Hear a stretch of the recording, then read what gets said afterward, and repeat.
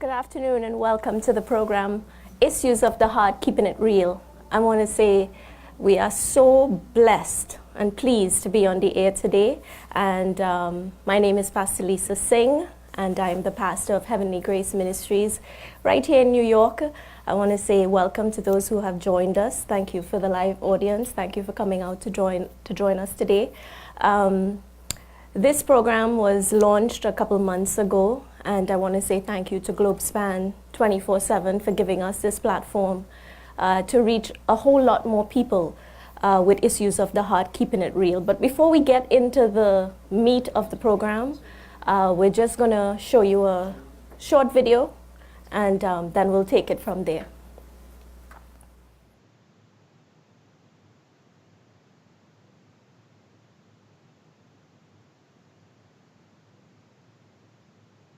Pastor Lisa Singh is the senior pastor at Heavenly Grace Ministries in Queens, New York. She is a daughter of the soil of Trinidad and Tobago, and in the year 2000, Pastor Lisa migrated to New York, and with the new millennium came with it many new challenges. In the midst of her personal crisis, she ventured out to find the clarity needed to move forward with God. She relocated to Ohio and attended World Harvest Bible College to pursue pastoral studies. She also attended Nyack College in New York for seminary studies. During this time, the clarity of God's love and the gift of no condemnation began to crystallize, and she found her purpose with great resolve to do God's work. Pastor Lisa is the author of the newly released book, The Scandal of Identity Theft, Reclaim Your Identity, as well as Issues of the Heart, Created on Purpose for Purpose, and Words They Become You. Her teachings are streamed live on her website, church app, and aired every Sunday morning on TV in Guyana and Trinidad and Tobago. In June 2013, after being led by the Holy Spirit to the call of prayer, Pastor Lisa started hosting 5 a.m. prayer, Living the Pop Life, on the internet radio station globespanradio.com. Since then, this program has grown and continues to change lives all around the world, and now airs on Facebook Live at Heavenly Grace Ministries. Pastor Lisa is also the author of 21 Bible devotional plans on the Bible app YouVersion. Her hope is to preach the gospel, the good news, offering hope in the name of Jesus as she continues to take more grounds for the kingdom. Miss Dianne Madray has worked tirelessly over the last 14 years with the population of children, youth, and families across the Caribbean, particularly Guyana. She has initiated and empowered movements through the IMRARC and CADFA organizations, which has led her to taking on the role as global coordinator for the Caribbean 1 Billion Rising projects from 2014 to 2016. These projects were created to elevate women's voices while campaigning for women's rights and social justice. These movements enabled and encouraged women to visualize themselves for what they are truly capable of achieving beyond their experience from abusive relationships. Dianne Madray holds a master's degree in community mental health from Long Island University and a bachelor's degree in social work from Adelphi University and paralegal studies from Hofstra University. From 2010 to 2017, as the COO and Program Director, Ms. Madray led the Caribbean American Domestic Violence Awareness Organization through a series of workshops, outreach sessions, which were designed to create a safe, victim-centered culture in Guyana and across the Caribbean. Ms. Madray created a movement under CADFA and 1 Billion Rising organizations in 2015 called Let the Women Speak. This campaign, Let the Women Speak, has now evolved into an independent platform movement led by Ms. Madray. Let the Women Speak is about turning passion into purpose-driven attainment. It is about creating a space to share her stories, exchange her knowledge, and ideas. Let the Women Speak mission is to embrace, reconnect, support, empower, mentor, and expand the consciousness of the female entrepreneur while developing and building her own dreams from within a community of diverse women. In a body, mind, soul, and spirited movement, it is the hopes of its founder, Dianne Madray, to elevate a revolutionized movement raising the voices of all women empowerment approaches as each creates a transformation and the best version of themselves.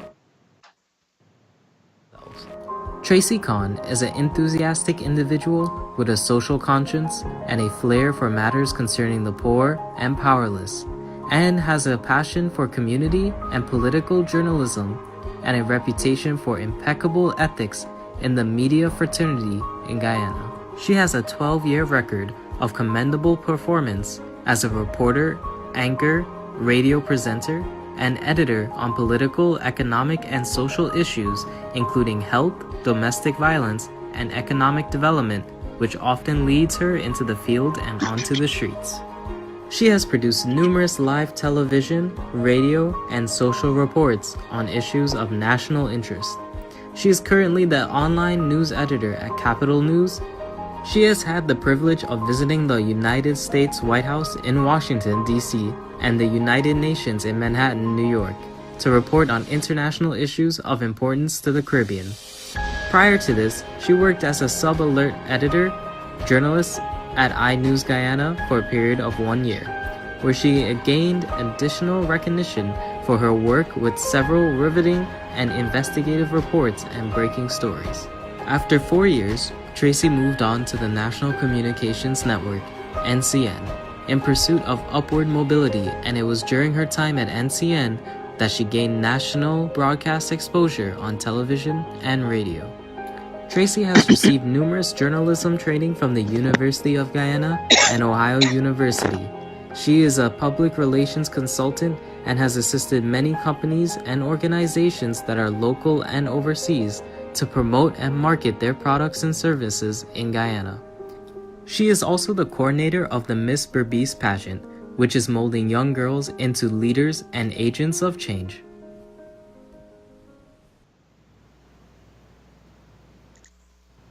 Video, you've seen and heard a lot about the panel this evening, and we're trusting that at the end of this program, your lives and minds will be changed.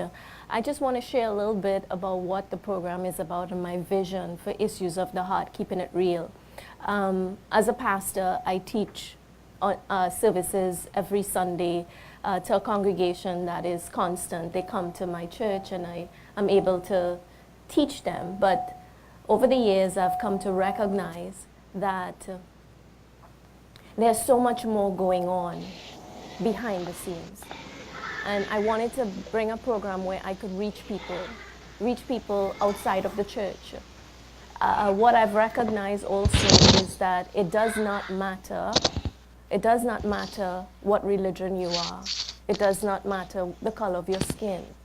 It does not matter the educational background you have, or how rich you are, or how poor you are, or where you live, the geographical locations. All of these things is good and well and fine. But what I've recognized throughout all of this, all that you have, all that you attain, all that you achieve, what is common among all of us is what goes on inside, behind closed doors, when no one is watching, when we're living in a world where we have so much filters and Photoshop and you can change your image and you could have things, cover up things, and we just don't know what is real anymore.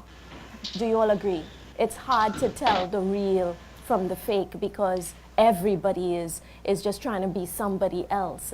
But what's happening behind those facades, behind those external things that we try to hide behind, there are real issues going on. And at the end of the day, you could be rich, you could be poor, you could be living in a fancy neighborhood, you could have the best job, you could drive the best cars, but deep down inside, some of us have stress. Some of us have marital problems. Some of us have children who have gone off the wrong path. Some of us worry. Some of us are frustrated. We are living in homes where there are marriages are on the rocks. There's violence in the home. There's abuse. It's a range of things that people are facing, and these external things does not make it better. So this is the reason for Issues of the Heart, keeping it real. We want to get real We want to peel off all the layers and take off all the masks and start dealing with the things that people are struggling with on a daily basis. So today's program, we are going to be talking about letting go of the past.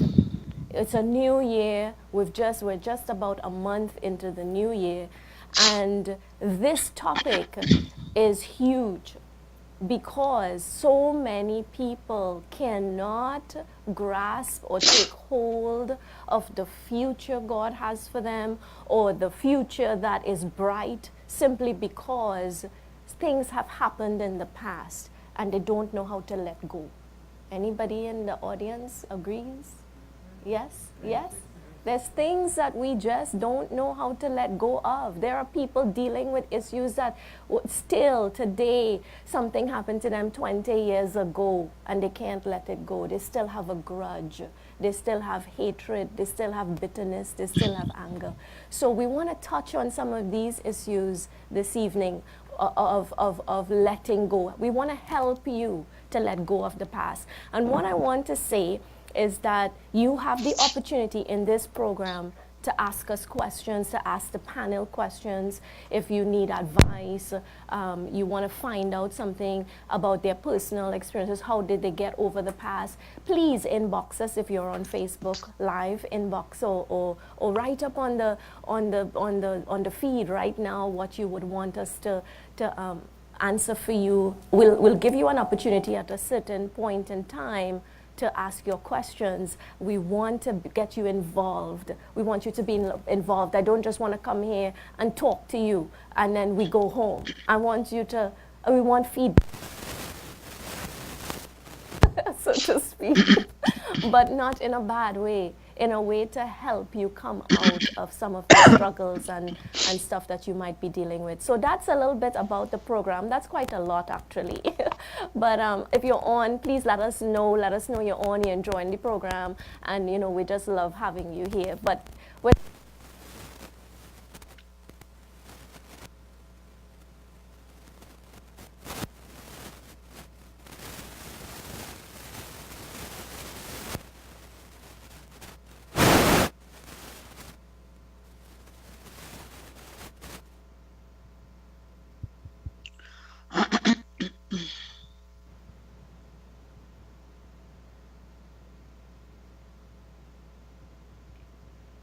testing 1 2. Testing. Okay, give us 1 second. Just sorting out some technical difficulties. Testing 1 2 1 2. Are you hearing me, Tracey?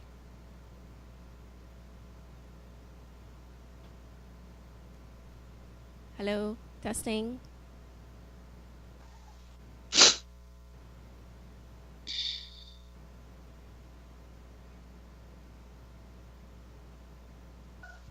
Hello?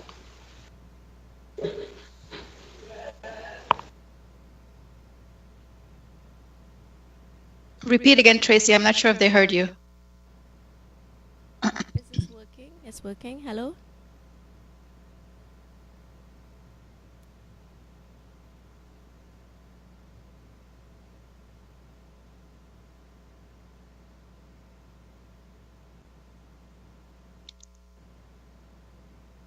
Testing 1 2. Okay, are you hearing me? I wanted to introduce. Is Tracey on? Okay, so Dianne is on. Dianne, I'm just going to pass it over to you so you can talk to the audience and just tell them a little bit about yourself and also where you stand on this issue of letting go of the past. Hi, Lisa. Thank you so much for bringing me into this topic. When I got this call, I realized that I think there's an echo. Are you there? Yes, we're hearing you fine. Okay. I'm getting an echo on my end. Okay. Can you hear me now? Can you guys hear me? Try again. Testing. Yes, you could go ahead. We're hearing you. Okay. Just go ahead. All right. So as I was saying, thank you This was an opportunity. I'm still getting an echo. It's every time I speak, I'm getting an echo. Try now. Go ahead. Can you hear me now? Fine on this end. Okay. All right, let me try again. So I was saying that the topic, as you said, is very timely. There's still an echo coming back. So it's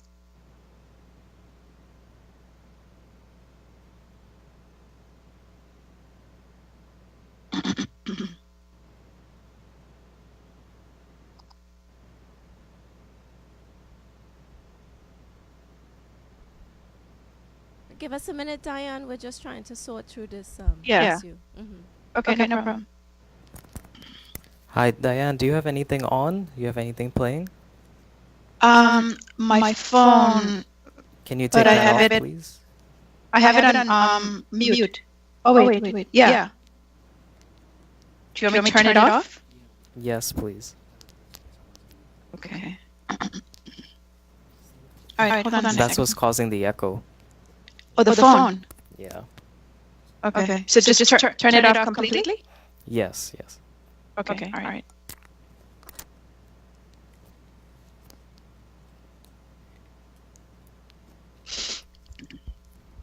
Okay, folks, just give us a few minutes. Okay.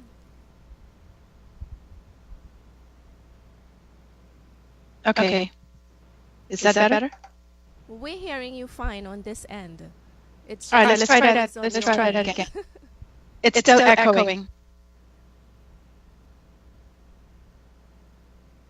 I'm not sure. I mean, you guys are hearing me clearly, right? Yes, we are hearing you fine. No issues on our end.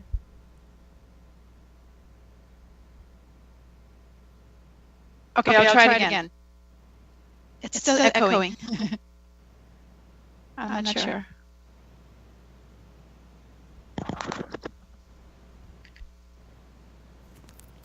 I'm going to mute you for a second and see if I can fix something. Okay, yeah, because something is definitely playing on your Yeah. end, because we hear you fine and clear here. Yeah, my phone is off, so it's not bad. Anything on your computer playing? Just this. All right, hold on one sec, right? Okay.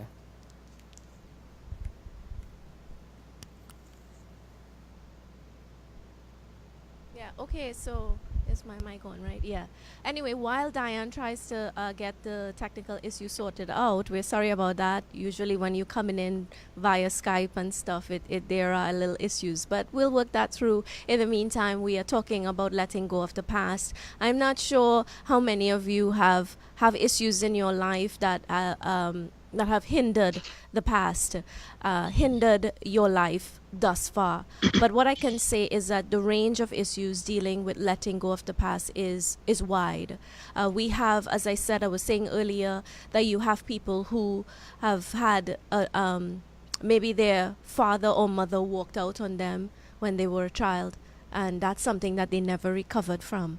You know, they have trust issues, and sometimes when you go through that and you finally meet someone in life that is probably really going to be really good to you because of not dealing or facing up that issue that you had with, let's say, abandonment issues or rejection issues from your parents or whoever walked out on you, you find that difficulty comes in having a proper relationship with someone who could make your life fantastic, but then you sabotage it because you're unable to let go of that past, of that person hurting you, walking out on you. So there are things like this that we are facing. If you're out there, letting go of the past could be very difficult, especially if you've been through a divorce, if you've been through sexual abuse, if you have grown up in a home where alcoholism was rampant, and you were plagued with fear, things like these, all of these things are issues that we deal with. And I really don't know what the range is. Today, it could be an abusive relationship that you came out of. It could be alcoholism, it could be an addiction, it could be the fact that you had a past that wasn't good and you've made a change, but there are still people all around you that reminds you of what you have done. Look at you trying to be good now, and you made this mistake, and now things like these affect everybody on every level from moving forward. And Issues of the Heart is very, very much passionate about helping you to let go. I can talk a little bit about my do we have anybody else ready, or no? It's okay. When you're ready, you just tell me. I could talk a little bit about myself this evening, just share a bit of my past so that you can recognize that it is not always easy, but it is possible to let go. I grew up in a single parent home.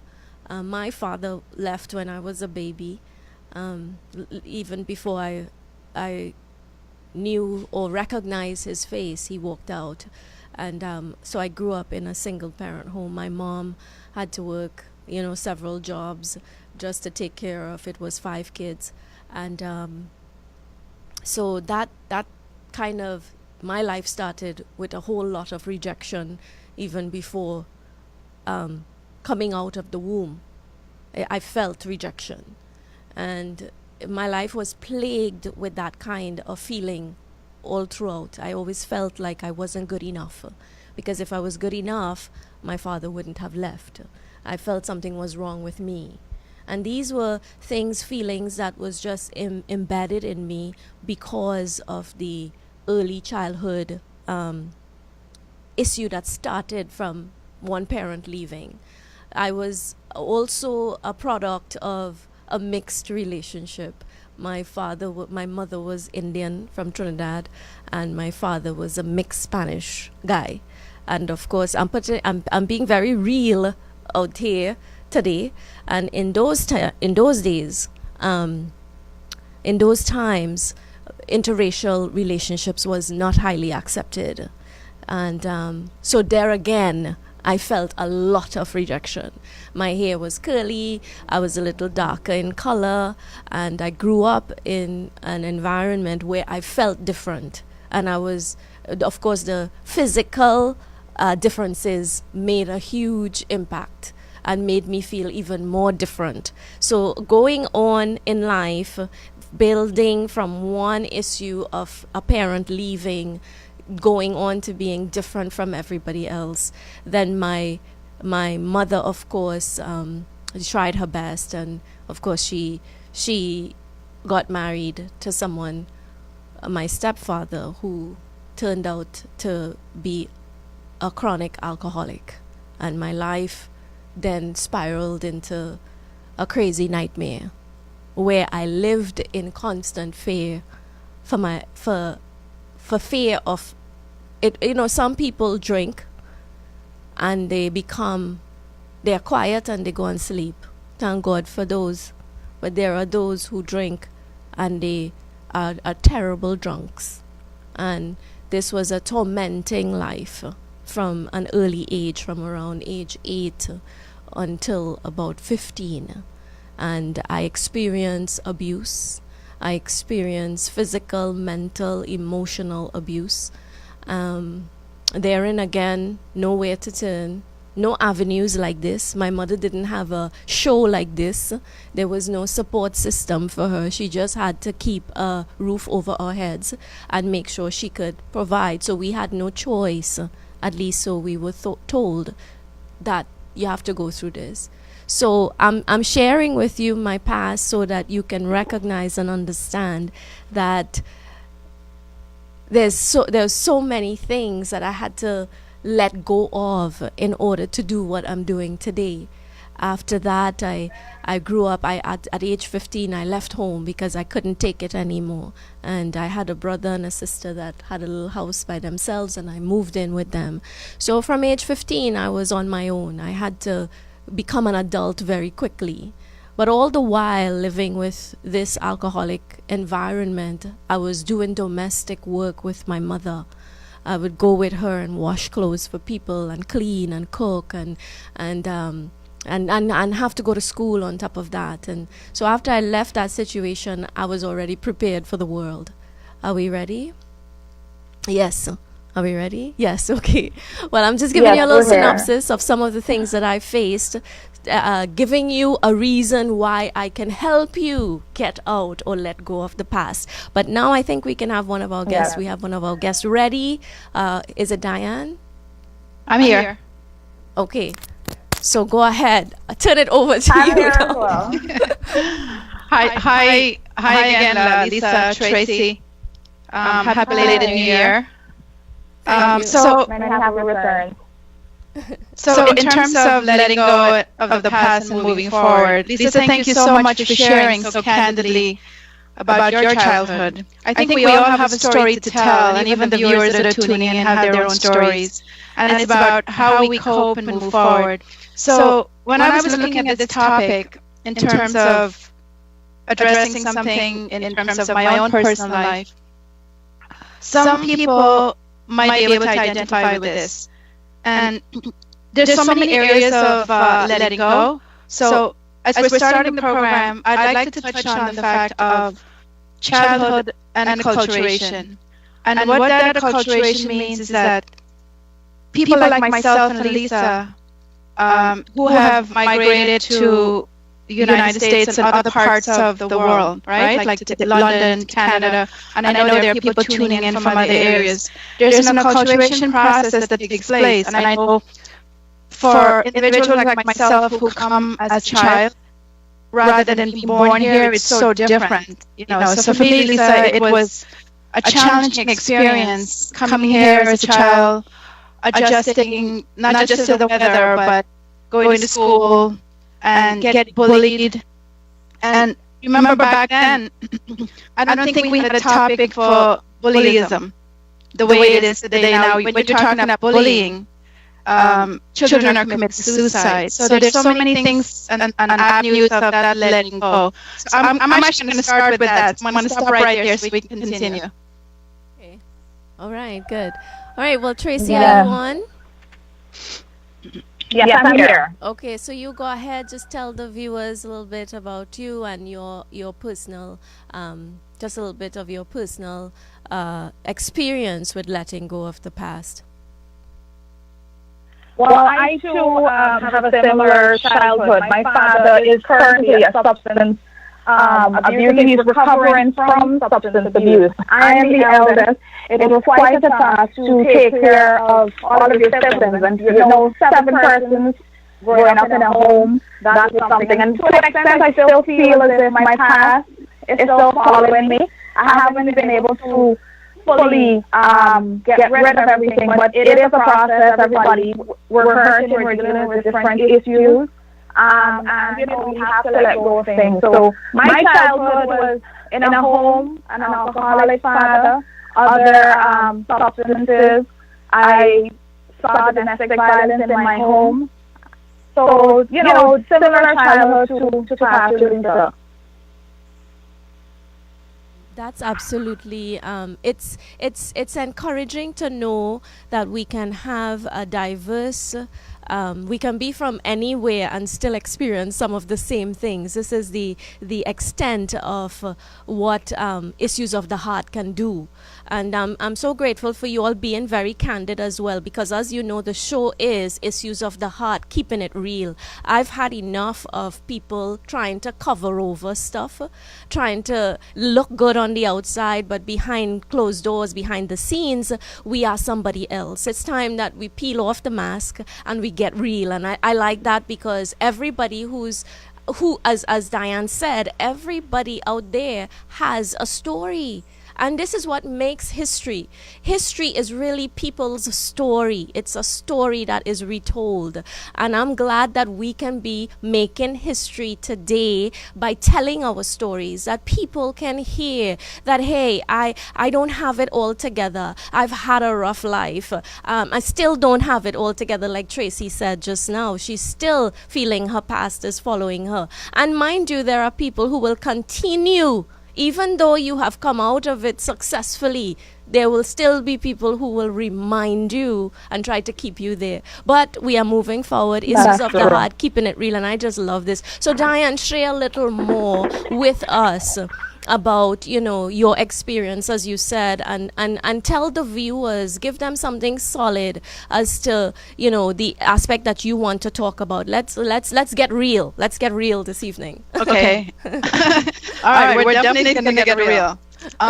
One of the things that I want to say first before we continue, and I really appreciate you ladies being very candid about your personal experience.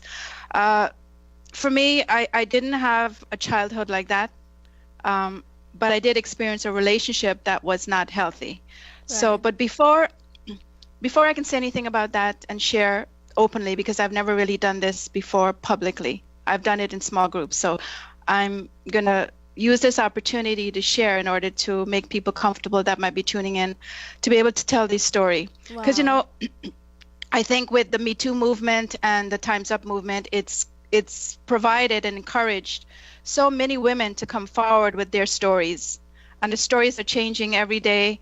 It's a healing experience. But one thing I do want to bring to the table right now.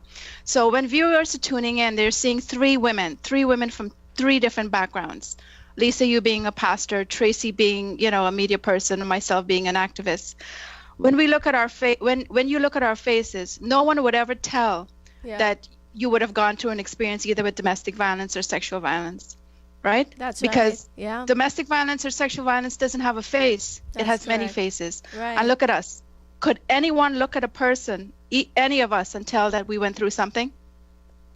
Lisa, ask the audience and tell me what. Do you all, when you all first saw us, did you all think that we had lives like that? Well, they are saying no, they did not think that. All right, so here's what I want to tell you. But before I say anything, as my background has been mentioned before, that I have a mental health background. And I know Lisa is a pastor, and Tracey has done some work. We've actually worked together. And I know there are people tuning in who are counselors and stuff. So if there's anything, and so I must say this as a disclaimer, if there's anything that's being said that makes anyone uncomfortable as you're tuning in, please ensure that you can reach out to Pastor Lisa or myself. Inbox here on the site a message, so this way we know, and we'll know how to handle the situation. All right, so if anything that's said makes anyone uncomfortable or brings any type of flashback, please, I don't want anyone to be uncomfortable, so please ensure that you know that someone is here to speak to you. So here's what I'm going to tell you. I didn't have a childhood like Lisa and Tracey described, growing up with domestic violence and that kind of environment. But what I did have was in my young adulthood, I dated someone that I had no idea was an unhealthy situation. And it sort of escalated, and trying to get out of it at the time, and you thinking that someone like me with a social worker mental health background, something like this wouldn't happen. I was actually sexually assaulted, and I think I shared this with you, Tracey, right? Sometime back. You did. Yeah, we talked about that. We talked about that when I was in Guyana at one point. So, but I've never really discussed it publicly, because, you know, when you look at somebody like me, being an Indian woman, you talk about something like that, people don't like to have that conversation. And one of the things they would say was, oh my God, why is she saying that? Or, you know, things like that. So it's just, you know, it's a stigma that comes with it. And I'm not saying that I'm ashamed. It happened. It's a story that happened. And it sort of changed my life and transformed so many things in it to, you know, move forward. I'm no longer a prisoner of the situation, so I've moved forward. So, and you know, one of the things about it is that every day sometimes could be a daily struggle. And when you have someone like myself who has been sexually assaulted, whether you are an adult woman, right, a young woman, a young child, there's trauma that occurs. And that's one of the things that even during my studies, I've you know, dealt with a lot in terms of trauma and recovery. So when you're dealing with it from a psychological and a clinical perspective, And then when you as a clinician go through something like that, it takes you to a different level. Absolutely. Yes. Yeah. That's so true. That is so true. And Pastor Lisa also touched on sometimes people don't allow you to even let go of your past. Yeah.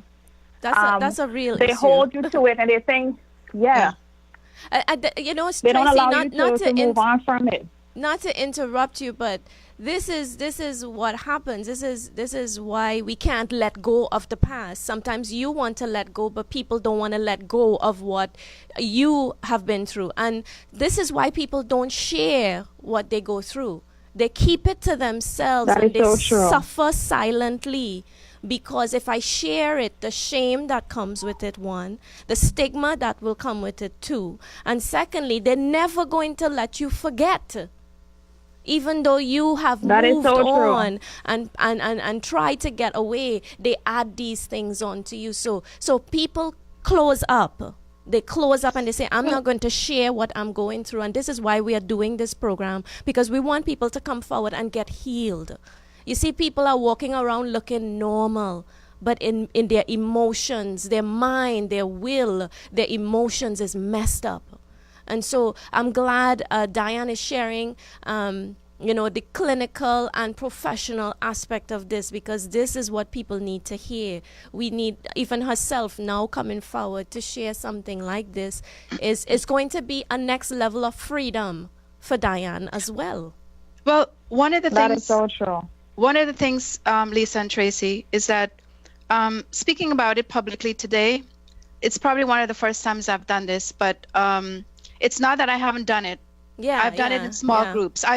See, the reason why I don't do it like this often is because I think it's better in smaller groups, because I do it when it's suited, when it's going to help someone I know. Right. So I'm actually glad today that I had a feeling this was going to come up. So and I'm okay with it. I'm okay with it because if telling my story is going to help someone else come out and acknowledge, because, over the years, having to struggle with my own personal story, I had to listen to other women, other young children talk about their sexual violence and abuse that occurred, when they were children. I had a person who about a year ago come to me after knowing the work that I've done in Guyana, and a male actually about 60 who said, I saw the work that you're doing in Guyana and I need to tell you something. And this is someone I knew. And they actually said, I think I was sexually molested, as a child. And remember, rape is one thing, molestation is another, but it's not saying that it's not a bad thing. It's all bad. Yeah. But molestation is touching, sexual violence, rape is, force, unwanted sex. So this male indicated to me that they were molested as a child, and they wanted to know what to do about it. So take a look at that for a minute, because you're talking about a male who is now 60, who indicated that when they were age 6, they were molested as a child. Yeah. And imagine the trauma that went through from age 6 to present, and the secrecy and no one knowing, the family doesn't know or anything like that. But just that particular moment when they picked the phone up to call me to say, hey, I need to tell you something. And that was not what I expected. Yeah. And Pastor Lisa also said, because for me, it took me years to be able to talk about what I experienced in our home. As I said, my father being an alcoholic and using other substances, depriving my mother financially, being the eldest, I had to take on the responsibility of being a father to my siblings. And, there's, as Pastor Lisa stated, there's that shame that's associated with something like that. And people still try to hold you and to paint you to your past and not allowing you to move forward. But there is a level of freedom being able to talk about it. And now wherever I go, I share with young girls how I grew up, the challenges that I would have experienced to be where I'm at today. So it really is not an easy thing, but a level of freedom really does come with it when you are able to speak about what you went through. Yes. And, you know, it helps you, it propels you to where you are today, because that's what has happened to me because of what I went through. And I would not change it if I could. I would never change it, because it has helped me to be the person I am. Yeah. And, you know, I have a platform where I can help other people now with the platform. And it is because, you know, you went through so much. You're able to empathize more with people, and you're able to help them. You want to reach out to everyone and help them. Constantly, I'm talking about what I went through with girls. And it's a source of encouragement and motivation for them. You know, regardless of what their current situation is. Yes. So, so what I'm gathering from what you're saying, Tracey, is one of the things that help you to deal with letting go of the past is actually talking about it. That is right, Pastor Lisa. Being able to really talk about it and understanding that it was not my fault. It really wasn't my fault. I think that was the biggest thing, understanding that this was a decision that was made by an adult. I was a child. Right. It wasn't my fault that my father was a substance abuser, that he abused my mother. And I love my father to the moon and back. Right. You know, despite all of those things, that's of the past. I love my father dearly. But being able to talk about it and sharing constantly, it is helping me to let go more and more. And then I'll be honest with you, too. People still will try to remark and to say, oh, your father used to drink a lot of alcohol, or your father used to do this. They still try to remark you, and it's like sometimes it takes you back to the place where what I am doing as an individual, that's not enough to show you that I am my own person. You want to hold me to another person's past. I'm sure a lot of people out there are being encouraged by what you're saying. And that's good that you're saying this, because at the end of this program, we want to give some steps of how to let go and even kind of throw off the opinions of people. But let me ask you one other question, Tracey, before I go back to Dianne. Before you started talking, before you started talking about letting go of the past and finding freedom, what was how did this past affect you individually? Like, what were some of the effects of not being able to let go before you found the freedom? What were some of the things that you went through not being able to let go? What were some of the negative effects of not letting go of the past?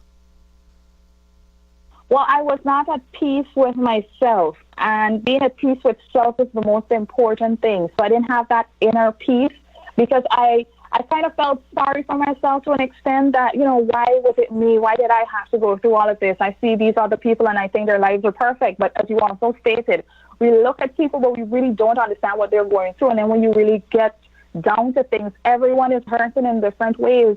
I suffered low self-esteem as a result of that. I had trust issues in my marriage as a result. As a result of experiencing those things in the home. Right. And I was saying that earlier before you all came on. There are, you could be, because of this thing starting so early, you can sabotage even good relationships because you have this trust issue, you have insecurities. Dianne, tell me some of the effects you face before you came into freedom. What were some of the effects that I'm sure you held on to that issue, something from the past, the bullying that you mentioned, the abuse from the relationship. What were some of how did that affect you negatively? Well, just to address the bullying, that was when I first came to the United States, going to school as a child. And, you know, the boys would tease you. And back in the days, you know, and I know it still goes on, and, you know, you're going up the stairs and they want to touch you inappropriately and stuff like that. And I used to get angry because it was like, you know, you don't, even as a child, you don't understand inappropriate touching. You know, like I didn't, like no one told me that. Like no, you know, like no one, my mother never sat me down, no adult never sat me down and say, you know, when a boy touches you this way, it's inappropriate and stuff like, you just know instinctively, you know? So, so they used to tease me at school because the boys would kind of like do that, because when they see you're different, they would do stuff like that. But, you know, after a while, you sort of get past things like that. And I know today stuff like that is even worse. So let's just move ahead and into my adulthood. When I was in my early 20s, when I dated a young man that from a Guyanese background, who it wasn't a very good relationship, and I made the choice to remove myself from it. At that time, my career was building in social work and so forth, and he didn't see that I should be leaving the relationship, and coerced me to go back to his place. And I was sexually assaulted. The case went to court back in the 90s. We didn't have the laws like how they are today. He was released and his life went on, and over the years, this is like 20-something years, I struggled. Struggled with depression. I struggled with post-traumatic stress, right. PTSD. But I'm telling you, when I did my graduate studies, I focused on that because I needed, as a clinician, I needed to understand. I wanted to know about depression. I wanted to know about post-traumatic stress. So like today, I tell my friends and people that I see, and when I talk about this, I said, I can write about this. I can speak about this with my eyes closed. Right. Because I am the epitome of PTSD without anyone even realizing. There are times that an individual that struggles from PTSD, which could come from a variety of backgrounds. It could be someone who has gone through domestic violence and is out of a relationship, could be dealing with trauma. It could be a child going through sexual assault, dealing with trauma. Women who are sexually assaulted or raped, dealing with trauma. They deal with PTSD, and those are symptoms that come about that unless you understand, you really don't know. And it could be night sweats. It could be like heart palpitation. There are times when I would have to do public speaking, and right before a public speaking event, I would never tell anyone. I would have to exclude myself, go to a separate room, and start breathing. But one of the things that helped me process that was, even as a clinician, I did sought counseling. I did do group work because I had to do that, because at that time, immediately after that, I met someone who I ended up marrying. And, they say, don't bring baggages with you. So as if that baggage was outside my door. And eventually, when the baggage is outside the door, you don't seem to realize that eventually the baggage starts coming in. And when the baggage comes into your home, it opens up and everything starts coming out. And then when your partner doesn't understand what you're going through, it's even more difficult. So just to address on that just real quickly, when couples get together and a man and a woman gets married or sharing a relationship and not understanding what their partner might be going through, but they're getting angry, their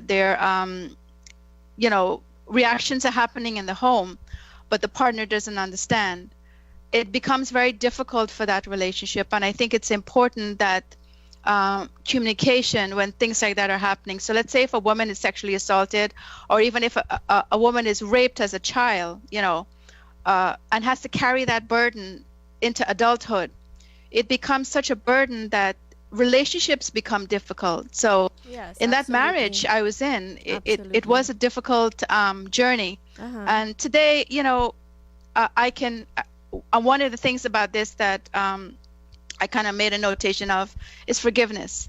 I think we have to learn to forgive ourselves. Yes, and absolutely. Forgive. I have even forgiven the person who has done this to me. So whether you know the person or not. That's the key. That's the key. Forgiveness. Let me ask a question. So, one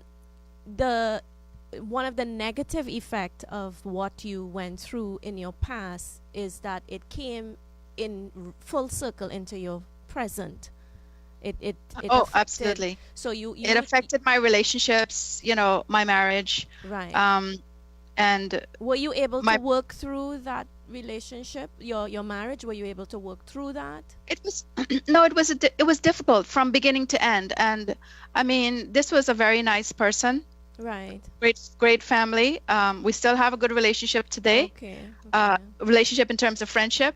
But it affects you, and I think people don't seem to realize the impact and the power of a situation that it can have over you. Yeah. You The know, past, until you especially the start to past, let yes. go. The But past, yeah. The past right, it's like a yeah, stronghold. It's like a stronghold.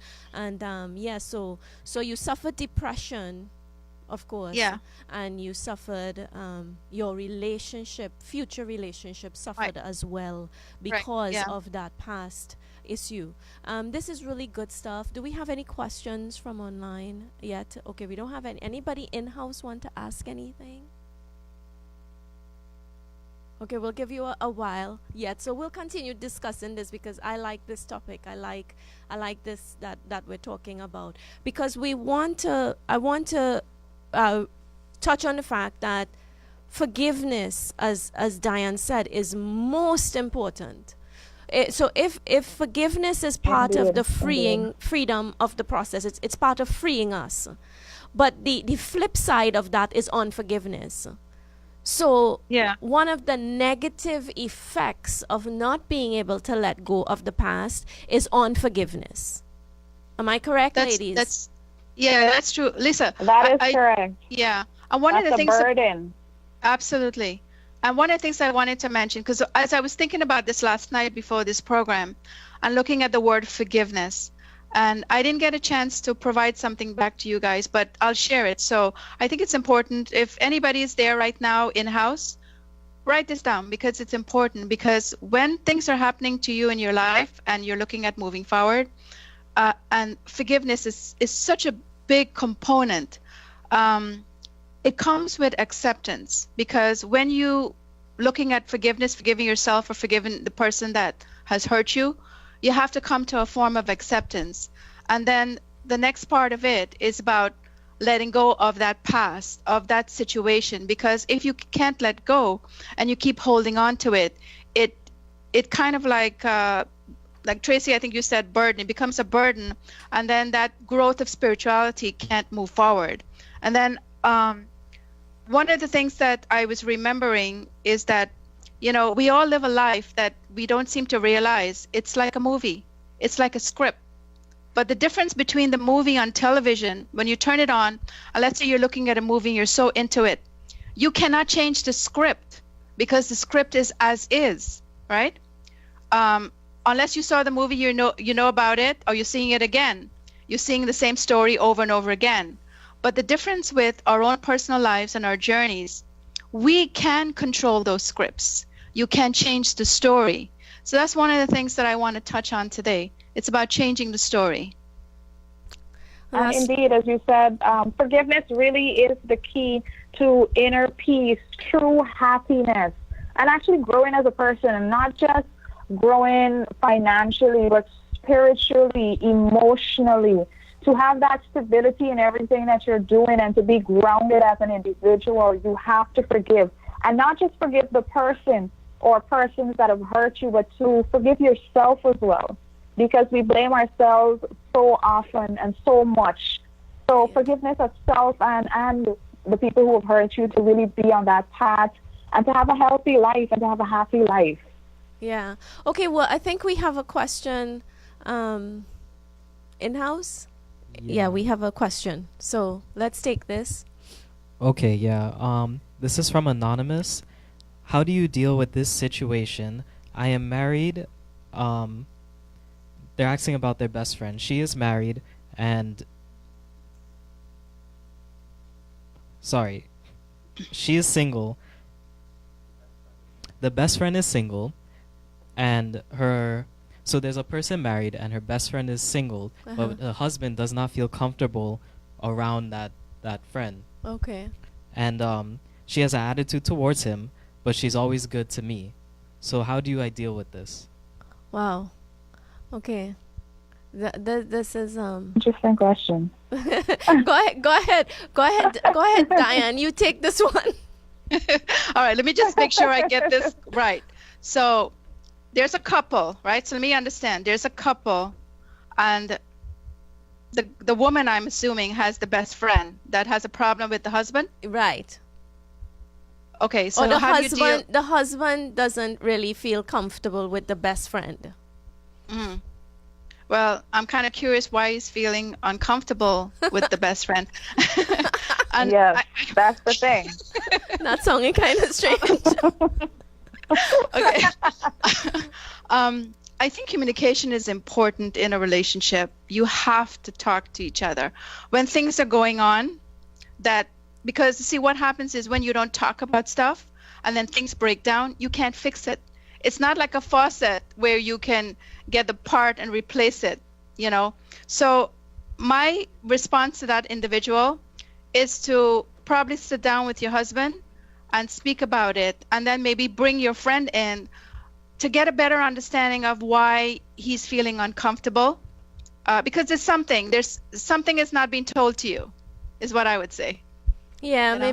maybe he doesn't like the influence. Maybe it's a long childhood friendship, and maybe there's two different personalities. Maybe he's worried that his wife might be influenced in a negative way. It could be a number of things, and I think Dianne is very correct. Communication is very important, so we would encourage you to sit down and have a conversation with your husband about it first, and then perhaps bring the friend in, or have a conversation with the friend on the side, and ask her why. Perhaps the best friend feels like she was taken away from her, something like that. There's always issues that we don't understand, so talking about it is good.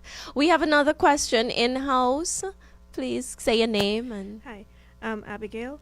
My question is, you've already experienced the hurt, the pain, think you forgive, but then how do you prevent it from still consuming you after you've that's a very good question. Very good question.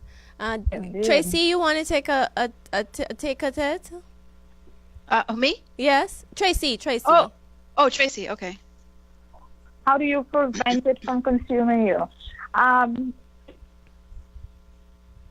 think you have to be positive, and for me, it has a lot to do with prayer, and praying a lot and being positive and reminding yourself that, listen, this has already happened. This is not going to prevent me from living the life that I deserve, the good life that I deserve. So I think praying and just reminding yourself constantly that it has already happened. There's nothing I can do about what has happened in the past, and I need to focus on the future. Yeah. So that's how I would deal with it. Yeah, come into a realization that this has already happened. But sometimes as human beings, if we are being honest and we are realistic, the hurt can be so bad sometimes. There's some things that's so embedded in my memory that sometimes a certain smell could bring all of that rushing back in.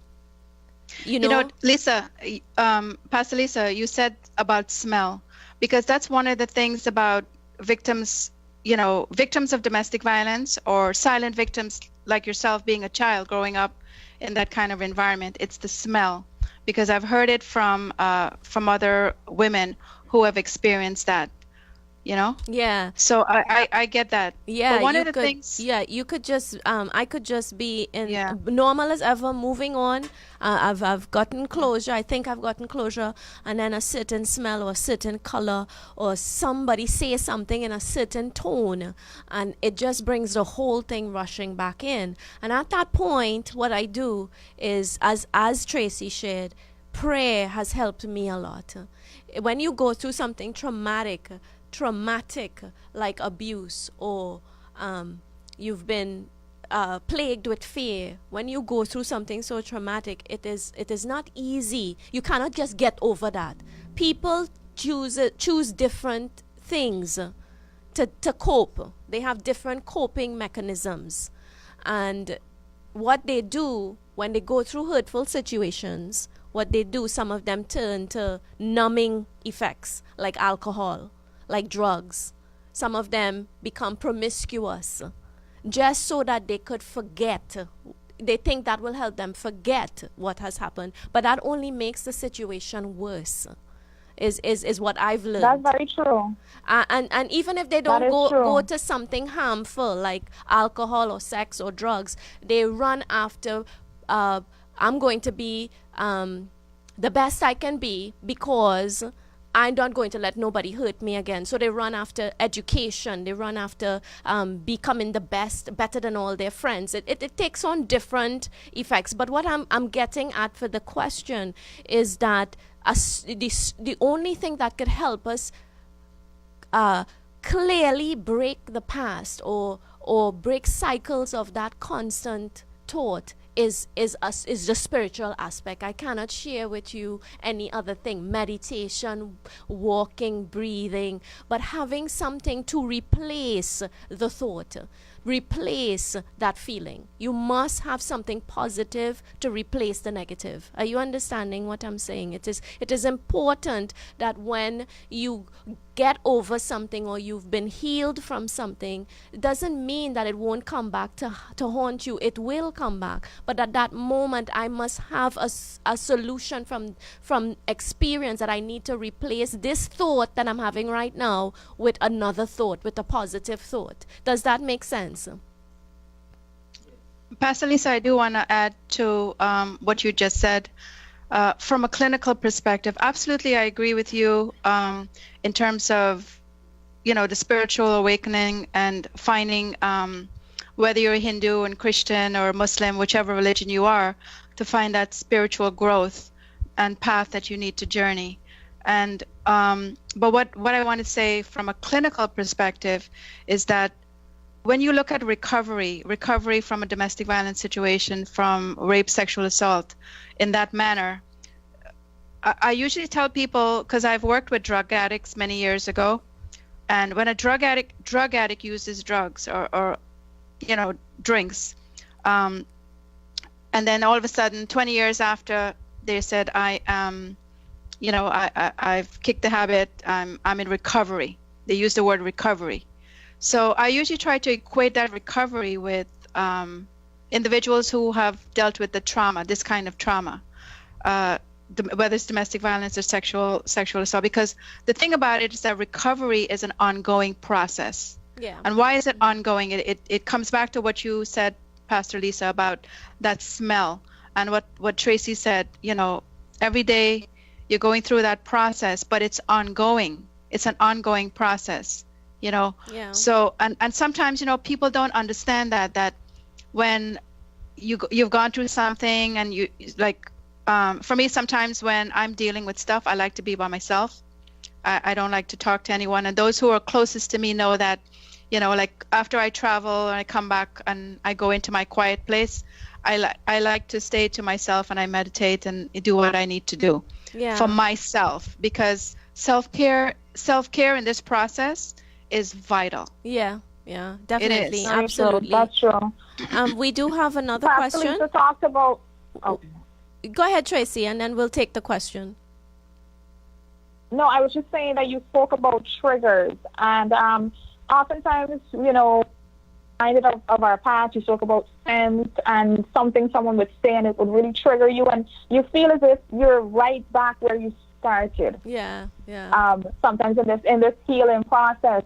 But again, it comes back to prayer and just sitting with yourself and reminding yourself that no one, just settling yourself, because you're not back where you started. You've come a far away. You need to remind yourself, and you need to just pick yourself up, because people give up oftentimes when they're at that point, or when they feel their emotions, it has taken over, and that, I've done all of this and I thought I made all of this progress, and one thing was said to me, or I smelled one thing, and everything that I worked so hard for this journey, for this process, this healing process, to let go, and right back there. But just to encourage the person that no, you're not. You've come such a far way, and you just need to keep going. Yeah, I like that. What you're saying is keep going, but as Dianne explained, it's recovery. So I think we are all in recovery from the past.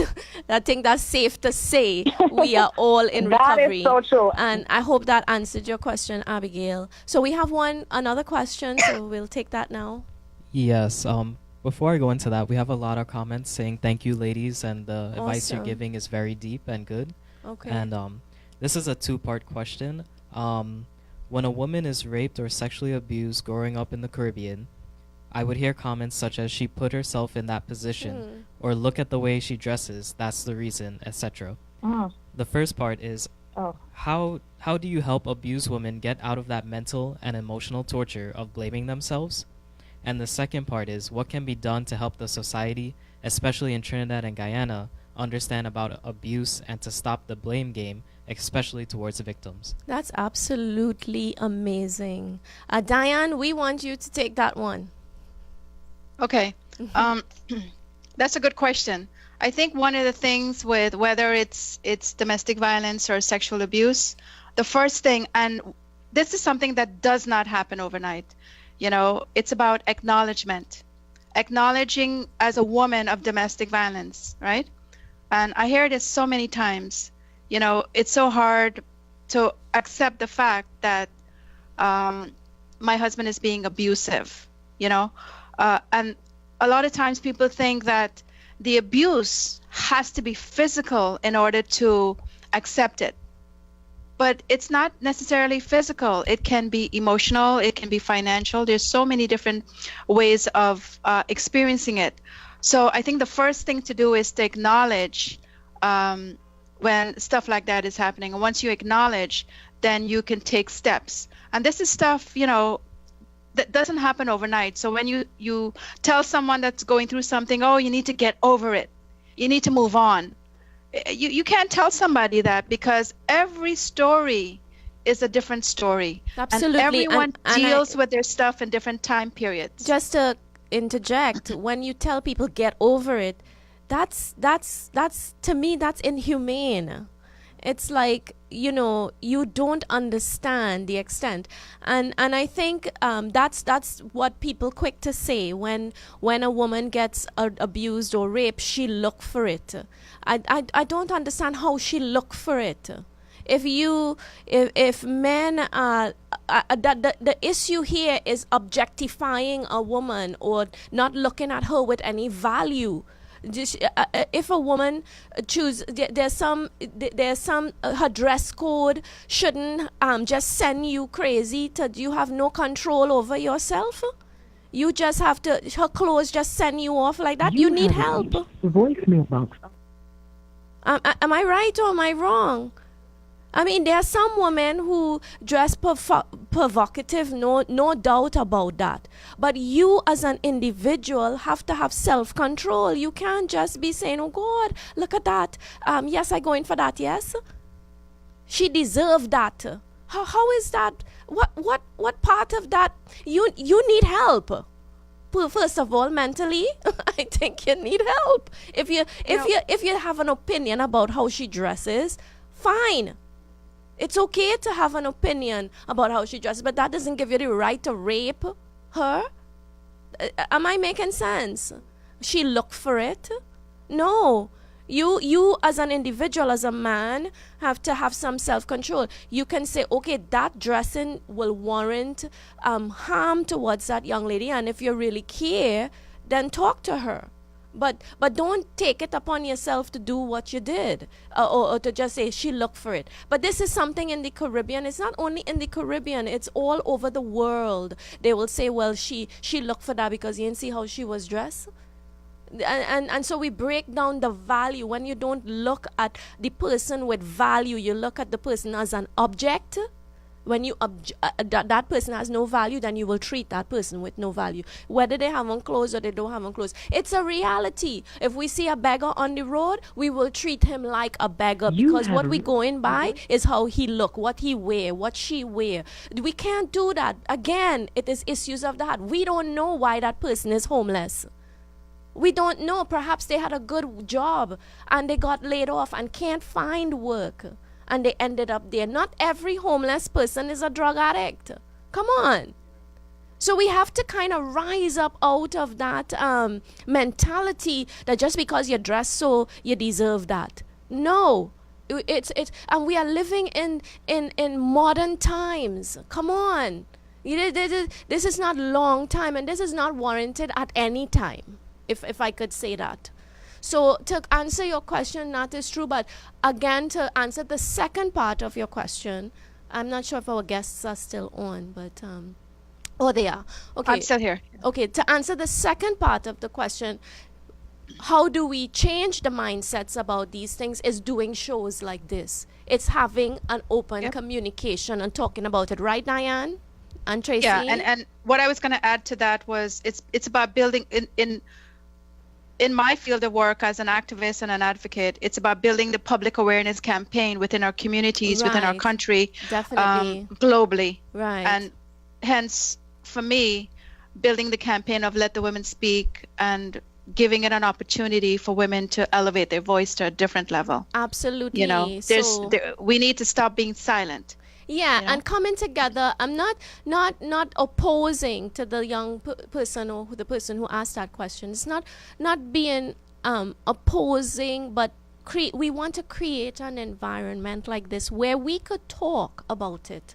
We could discuss it. You need more forums like this. As I said, we don't have enough forums where people can feel comfortable to be themselves. They always have to be worried about what somebody thinks about them. And it's high time we change that. I was going to say, am I preaching to anybody? But if I am, say amen online. Come on. I'm a pastor. What you expect, eh? I want a hallelujah up in here. Hallelujah. Hallelujah. I totally am enjoying this, and I see so much more potential for us to do some more discussions like this. Tracey and Dianne, I think you all have such a wealth of experience, and I would love to do this sit down in real. Imagine if it was right here, oh gosh, inside the studio. I think we would have had I was just thinking about a whole lot of fun. I was just thinking if I want to sit with you and to do something like this yes, again. let me come to Guyana. Let me come to Guyana and let's sit down and do something like this, right, Dianne? We're going to fly in and do that. Oh my God! Yes, Lisa. it's going to be fantastic because we have a lot of stuff that we need to talk about. I think we have another question online. Yes. The question is, how do you forgive someone that doesn't show any signs of improvement or change? How do you forgive someone that doesn't show any signs of improvement or change? That's a tough one, huh? That's a tough one. Is that in a relationship or marriage? Is that in a marriage? They didn't particularly say, but I'm thinking that might be the case. Maybe a relationship. Yeah. Well, my for me, you forgive for self. You forgive for self. You're forgiving for you. And we're talking. So, you know, I've had problems. Well, I'm now divorced. And it's not something that it was easy to tell people that, you know, you've been attached to someone so publicly and then to say that you're divorced. Yeah, yeah. And it came to a point where towards the end of my marriage, I had to forgive. And then I realized that I had to forgive for me because I thought I would have lost my mind. So I came to that realization that, listen, I'm going to do this for me. I'm going to do this for my inner peace. And, you know, and eventually, unfortunately, it had to come to an end for me because, you know, there was no sign of change. And I felt as if we were going around in circles and it was just a waste of time. But I had to forgive. And again, we're talking about forgiveness being a process. It still is a process because I haven't forgiven for everything. It's still things that I'm processing daily and that I'm dealing with, and I'm forgiving. Yes. And I'm saying, this issue is not going to hold me captive. Right. It seems like forgiveness is a big part of letting go of the past. Eh? Go ahead, Dianne. You give us your take on it. If this is in reference to a relationship or a marriage, I think what happens is, you know, sometimes we think we meet the person and that's our soul partner, and it's not always the case. And I remember once I dated someone who was a Christian, and we used to go to church together. And he said that God brings us into each other's lives for a reason. Sometimes it's temporary, sometimes it's permanent. So we might have several relationships before we get to the person that you know, is supposed to be your soulful partner. But when you're going through a situation where it's not comfortable and it doesn't feel right, you know, like they say, if it walks like a duck, talks like a duck, and quacks like a duck, it must be a duck. So And sometimes, that's letting go, because sometimes you have to have the strength enough to say, you know what, this relationship is not working, and it's time to move on. You need to move, like what Tracey said. You have to let it go, because sometimes you might hold on to it 10, 20, 30. How many marriages do we know that hold on 10, 20, 30, 40 years until they realize, you know what, it ain't working. We got it, Well, but then by the time 10, 20, 30, 40 years go by, you've lost so much time. Yeah. So much time individually and, for yourself. And I think you need to be able to experience that. But it comes back to what I said earlier, communication. I think if I knew then what I know now, I probably would have only been married once. Yeah. So if I was to do this all over again, it would be very different. My partner would have to be that soulful kind of being, that understands, someone that I can sit down and talk to. If they do something, if something went wrong in the relationship, you can sit down together and explore it, understand it, forgive each other, and then move forward. But if it's a relationship and there's not a marriage involved here, the person asking the question, I would say that you weigh it carefully, how long you've been in the relationship, and if this thing is continuing and it's not changing, if it's been a while, then I like the lady said, I would say you need to do some. You need to say, this is not working, this is toxic, this is not changing, I'm moving on. But if you are in a marriage, however, and I would suggest that counseling is important before you just cut ropes. I mean, if you're in it and you're just hoping things will change and it's not changing, it's clear that there is an opening for counseling here. There's a bigger problem then. But in a marriage, you just can't cut and go just like that. I would like to suggest that you exhaust all other avenues of help before you make that decision. And so if it's a marriage and it's not changing and it's continuous, I recommend that you seek out some professional counseling for both of you to see how that can be changed. If it's not a marriage and you still want to seek out some counseling, that's good too. I mean, you don't just want to move from one person to the next, but we also have to be careful that we don't fall into toxic relationships just because I've been with somebody 10 years. I don't give this person 10 years of my life, so I might as well. That's crazy. Don't do that. Just get a new life. Cut it off, because you're going to bring a whole lot of toxic in it. If 10 years didn't change, it's not going to change now.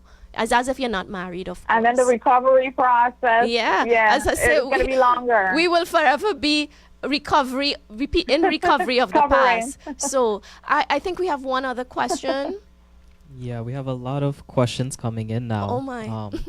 But these two are kind of along the same lines. The first one is, how do you forgive someone when every fiber in your body resists? And the second one is, how can we let go of anger and resentment towards an individual who has hurt us in the past? No matter our heart wants to forgive, every time we see that person, that anger stirs back up. Yeah, that's again, we can see a lot of hurts in the past here. You can see that, ladies. We have so much. What fuels our inability to move on is those hurts from the past. And I guess this is a huge topic, because I mean, I know it was huge, but I didn't realize so many people are dealing with unforgiveness. So take a shot at it. Tracey, go ahead. Well, as I said, with my my marriage, that was a situation with me where every time I saw my ex-husband, I was infuriated, and everything came rushing back. Right. But everything came rushing back, and I felt as if I was being set back again a couple of years, and I'm not making progress. But I had to remind myself that, listen, this is why I'm doing this. As much as, I'm letting him go or her go, or whoever the person is that has hurt you, I'm freeing myself. I am lifting myself of the weight of this burden that has been placed upon me because of the situation that I was in. So you have to remind yourself, why are you doing this? And then ask yourself, do I really want to be miserable? Do I really want to be unhappy because of another person? Why do I want to allow this person who I've let go of physically to still have that sort of hold and impression on me emotionally and mentally? Right. So you need to remind yourself, you need to pray, because that is the most important part in the process, in the forgiving process. You need to pray, remind yourself why you're doing it. Tell yourself, you need to understand that you deserve to be happy, and this is an issue that's making you unhappy. So you need to do all that you can to get rid of it. Pray, pray, pray. Yeah. Self-love is important, as Dianne said. We have another question, so I'll let Dianne take this question that's coming. Go ahead. The question says, I'm having problems moving on with trusting other people because one time I told someone about a problem I had in my marriage, and what she did was tell everybody about it, not for prayer or concern, but to gossip. And I told her that, and now when I'm around other people, it's hard for me to ask them to pray for me because of what happened back then. You want to take a shot, Dianne? I'm not hearing. We're not hearing her. Yeah, sorry, I had it on mute. Trusting other people, I think it's so difficult, and you have to be very careful who you share your story with, especially, I think when we're in a community like ours, people tend to gossip a lot.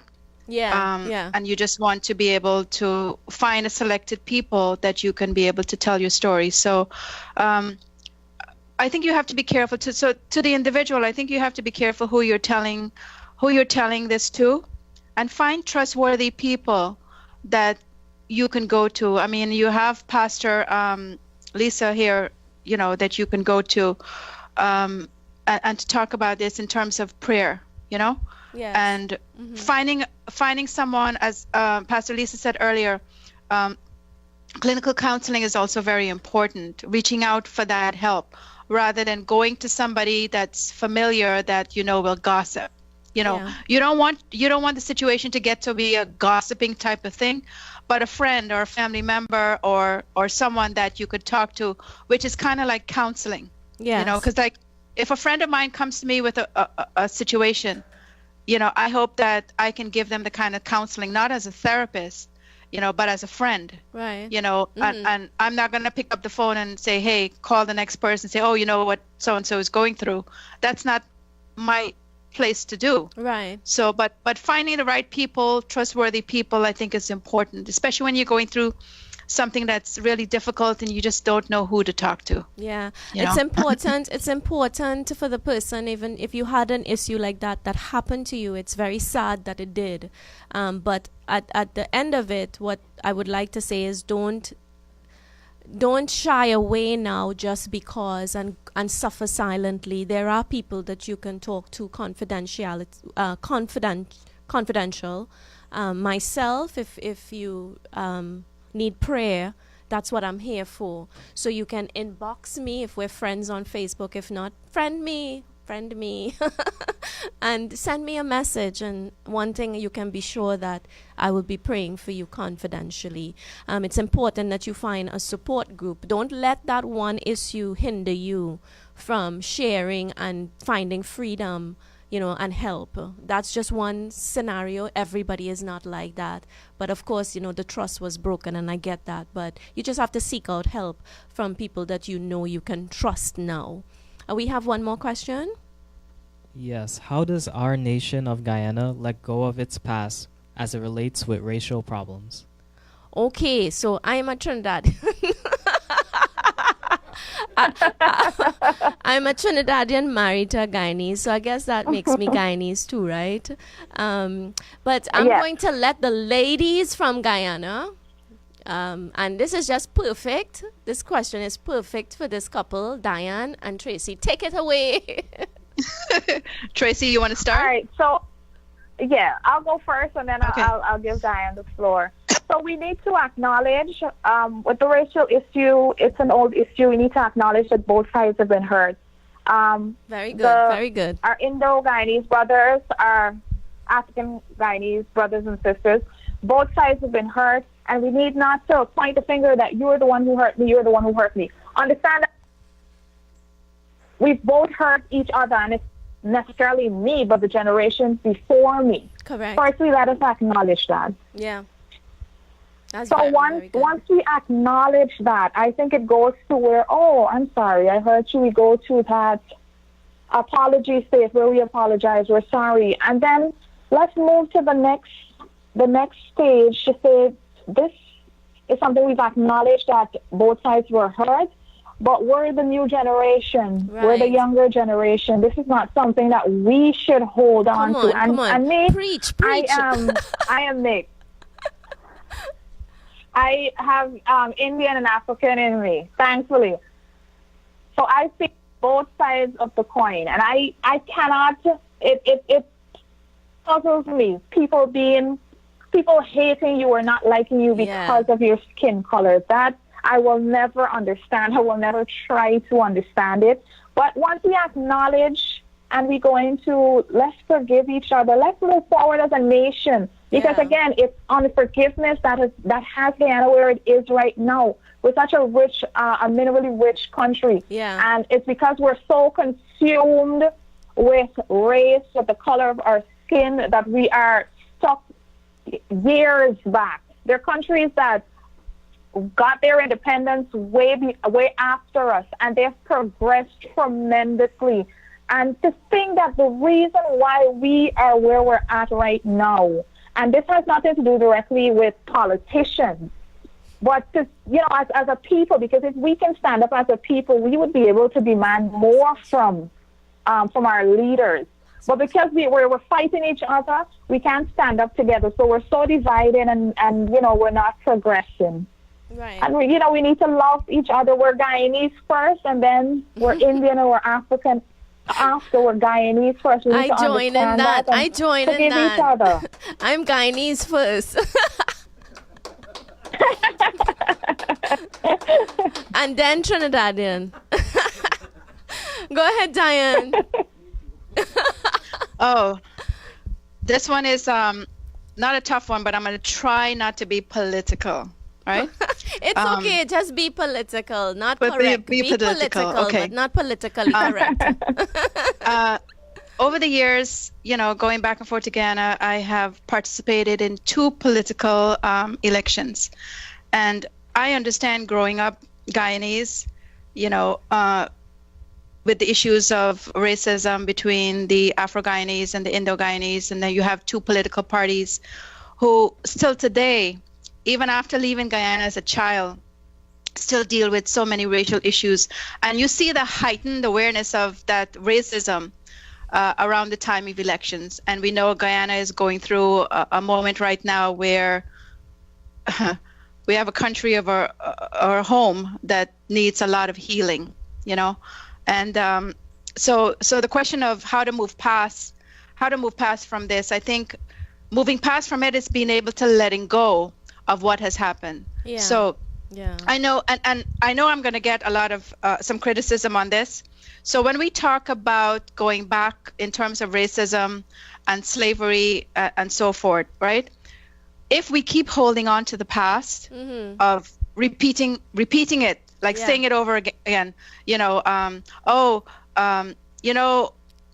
what white America did to us, or like with the Indians, what them black people did to us. Yeah. If you keep saying it, come on, you keep repeating it over and over again, what do you think is going to happen? You speak it into existence. That's right. That's right. And it just keeps coming back. Perpetuating, yeah. Right. It goes to the next generation and the next generation and the next generation. So how the hell, pardon my French, how are we going to get past the racism that happens, and what are we teaching our young people? Yeah.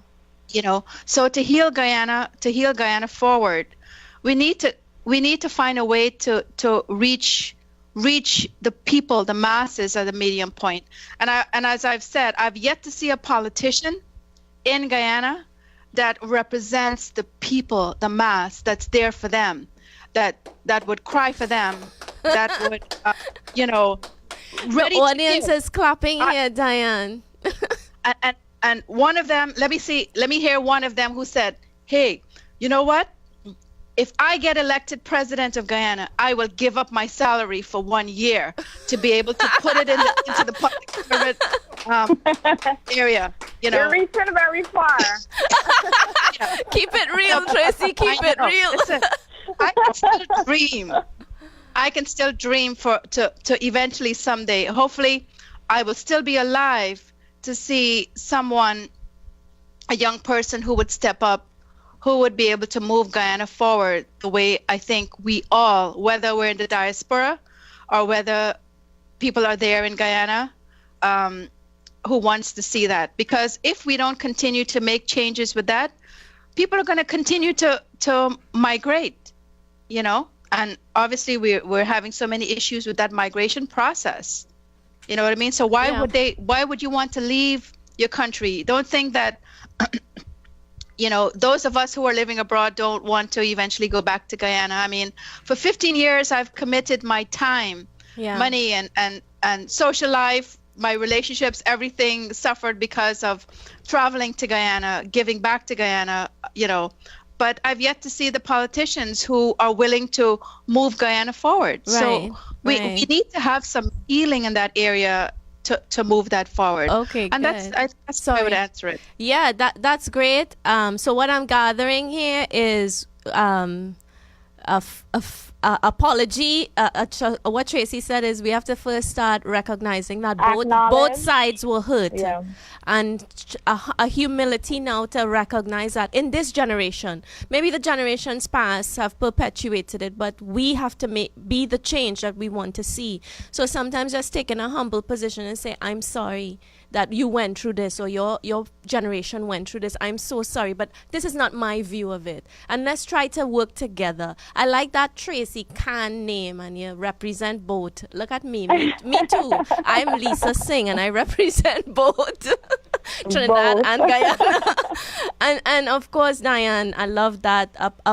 A person for the people, not just one people group, but all the people. Because again, if we cut ourselves, it's the same blood that's running through us. It's red blood. So we have to understand. And I love that. The nation needs healing. And it starts with this generation. This generation need to change what they are saying going forward and not keep perpetuating what the generations before keep telling them. Even though what the generations went through before was real, we have to say, I want to see change. So I like that. We have one more question, and then we will start to wrap it up, correct? I'll let you all have your closing statements, and then I'll finish up. We went a little over our time, but hopefully Globespan will give us some extra time. Okay. My name is Russell. The question is, okay, so we spoke about people dealing with their past, but how do you help someone that you see living in the past and keep repeating, and every time you bring it up, it causes conflict? So sometimes you may think that, you know, you're better off leaving it alone. What is your advice to give to that person to help that person that is living in a spiral that keeps going and living in the same circle all the time? All right, Tracey, you take this one. All right, so I would say to the person, indeed, we acknowledge that communication is very important. To communicate, and sometimes, you know, you feel as if you've spoken to this person over and over and over again about the same issue and they're not getting it. And sometimes you need a mediator, you need a third person to come in and to help you to explain, or a counselor.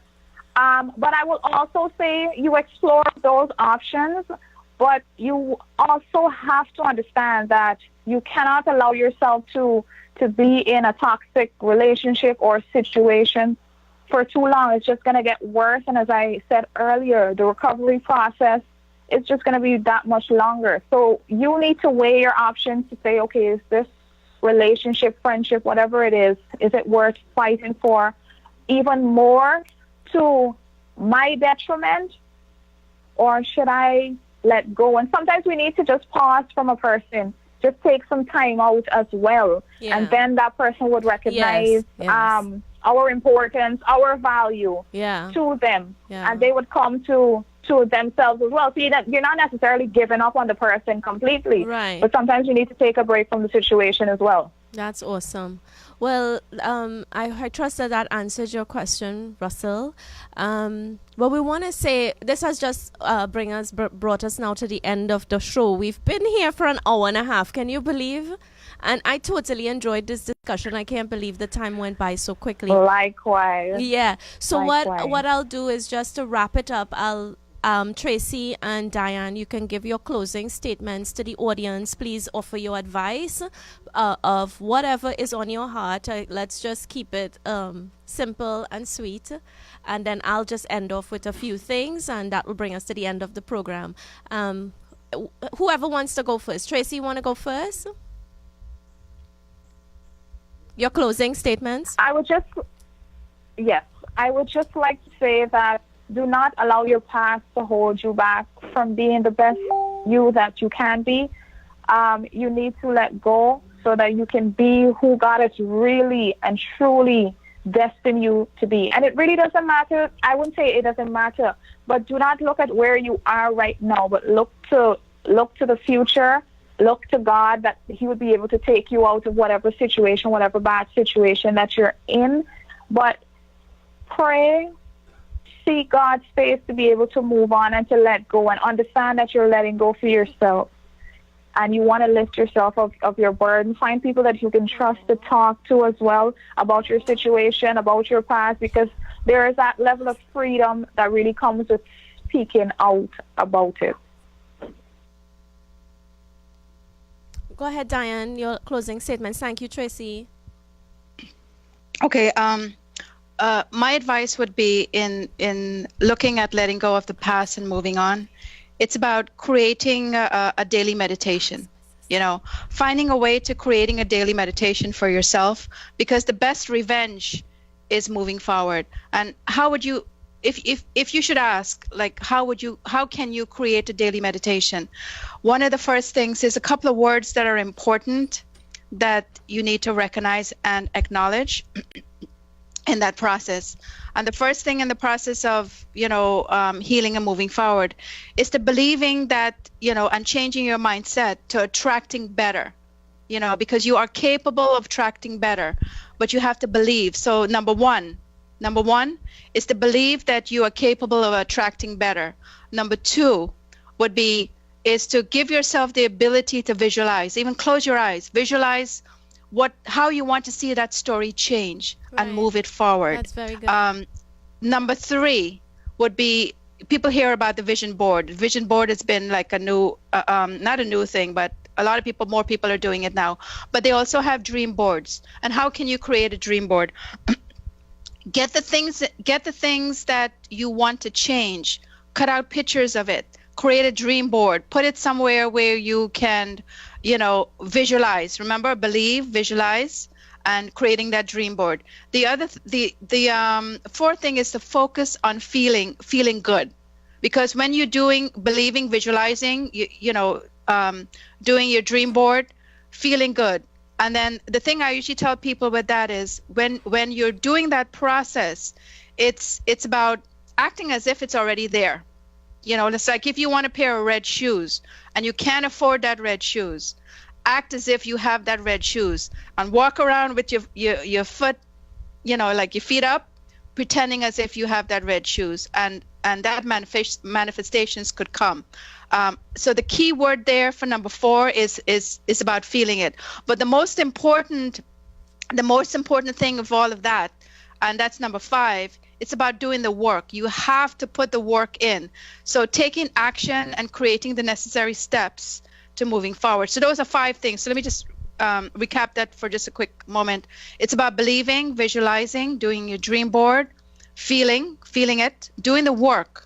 Yeah. The work is necessary in terms of creating that daily meditation, Good. And then putting the necessary steps in place. And that's what I would suggest. And what I'm saying is the same thing I would do for myself. Awesome. Those are good practical advice. And I do have some slides that I did bring up just to, you have the pictures?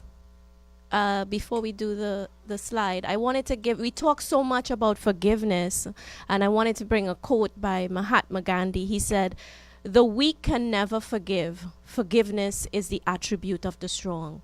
And that's a powerful, powerful saying. We have to let go and we have to move forward. Truth can only lift you as high as you are willing to let go of those parts of you that want to drag you down. Sometimes you have to let things go so there's room for better things to come into your life. I gave you one by Mandela. I love this. So we had Mahatma Gandhi and we have Mandela, and he's saying, as I walked out the door toward the gate that would lead to my freedom, I knew if I didn't leave my bitterness and hatred behind, I'd still be in prison. I love that. Isn't that powerful? Powerful. Mahatma Gandhi, Mandela, great men, great leaders of our time, has given us information about how important it is to leave the past behind. He's talking about when he was leaving jail. He said he knew if he didn't leave bitterness and hatred behind, I'd still be in prison. Powerful, powerful. So I just want to give you a few points as we go. You could do the slide now. Let it go. I want to give you advice today. Let it go. And just giving you some information. Looking back is a heart condition. Your heart, we're dealing with issues of the heart. And if you continue to look back, it is all about the heart. Looking back feeds a false sense of security. Sometimes you look back and you say, oh gosh, I was so comfortable there. I had so much love there. But yet the person was abusing you. It's a false sense of security. Looking back limits the future. So you got to understand that there's a bright future ahead of you. And if I keep living in if I personally had kept living in what my past had offered me, I would not be doing this today, my friends. I probably would have been a statistic out there. Looking back robs of present joy. You have a good relationship. You have a family. You have a house. And yet you're still thinking about what coulda, woulda, shoulda. Come on. It's going to rob you of the present joy. Yes, I like that. Somebody give me an amen up in here. I feel like I'm in church. And looking back will eventually choke life out of you. Why do I say that? There's a story in the Bible that talks about a woman, and all we know about her is her name is Lot's wife. And do you have my picture, babe?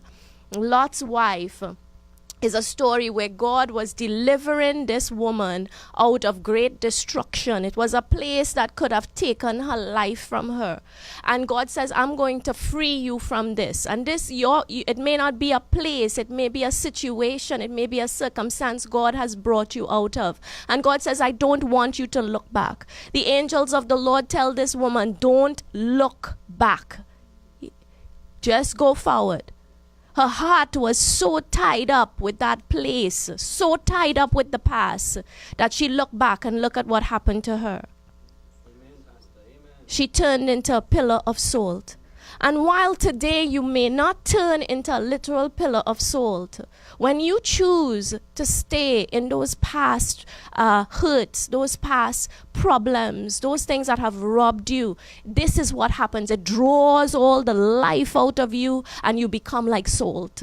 You become useless. You become worthless. It is not worth it. God says the past is over. You know what God calls himself? He says, I'm a very present help in time of need. He calls himself the great I am. It means that yesterday is gone, he's not there. And the future is tomorrow. He'll be there when you get there. But right now, he's here.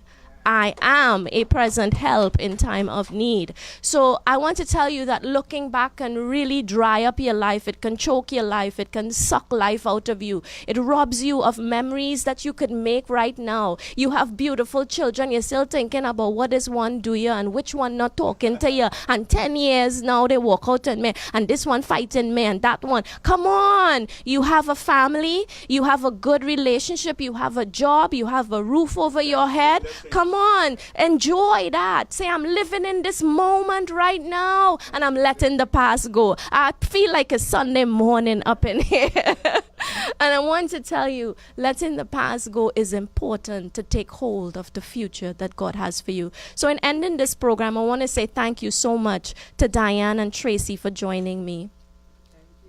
What? We It also was a have pleasure. we also have some slides that were provided by Dianne. Okay, great. So I'll just Let's put see those up. that. When the past calls, let it go to voicemail. It's got nothing new to say. Love that, Dianne. Be strong enough to let go and patient enough to wait for what you deserve. Awesome. You can't start the next chapter of your life if you keep rereading the last one. Love that, love that. Forgiveness and letting go are steps to our road back to happiness. Letting toxic people go is not an act of cruelty, it's an act of self-care. Beautiful. That's just awesome. I want to encourage you, if you have the View Version Bible app, I have a plan specifically based on Don't Look Back. If you don't have YouVersion Bible app, I also have this in my book called Issues of the Heart devotional. It's a devotional with 20 plans in it that you have details you could read for the whole year, but this particular plan is on it. And it says the past holds a river of memories for each of us, some good, some bad. The sad thing is many of us continue to live in the past, which in turn prevents us from walking into the future that God has designed and prepared for us before time began. As you read through this plan, my prayer is that you will release and hold on to your release the hold on your past and embrace the future God has for you. Start this plan today. So download it, and if you want to get a copy of my book, the Issues of the Heart devotional, you can get it on Amazon.com, and we do have copies. I'll have to get it for you maybe next week or next time. I have 4 books that I've written, and if you want information on how to really move forward, created on purpose, for purpose, words, they become you, like Dianne was talking. If you keep saying it, it's going to manifest. My devotional Issues of the Heart, and also my new book released was The Scandal of Identity Theft, Reclaiming Your Identity. And so I have lots of material there for you, and you can get all of it on Amazon.com. But I love this conversation with these women, and I trust that we could continue it. But before we go, I want to pray for you. I'm a pastor, and I can't let you go without prayer. I can't give you much, but I could give you some prayers. So if you're going through stuff, let's just pray together. I'm going to pray, and I'm going to release you and end the program. Father, as we come before you, God, I just give you praise and I give you thanks for this day. I thank you for the conversation that you have allowed us to have this afternoon, God. Just bring it in. I thank you for the expertise and the willingness of Dianne to share her experiences and her advice. I thank you for Tracey and the powerful testimony of her life, that she's willing to become vulnerable and put it out there so that somebody could be helped by her story. Father, I pray for all of our viewers and the guests in house. I pray, Lord, that what they have struggled with or what they are struggling with, that you will allow them, oh God, a freedom after this moment to let the past go. Father, I pray that the hurts and the pains, oh God, will be removed from their lives, oh God. I pray that they will take the first step towards healing by reaching out to one of us, by reaching out and saying, I need change, I need a community, I need conversation. So Father, I pray that you heal the broken right now. Help those who are have deep hurts, Lord, to find the strength to forgive, to get rid of the toxic people, to make changes in this 2019. We thank you, God, and we say that we are letting the past go. Come on, let's say that together. We are letting the past go. One more time.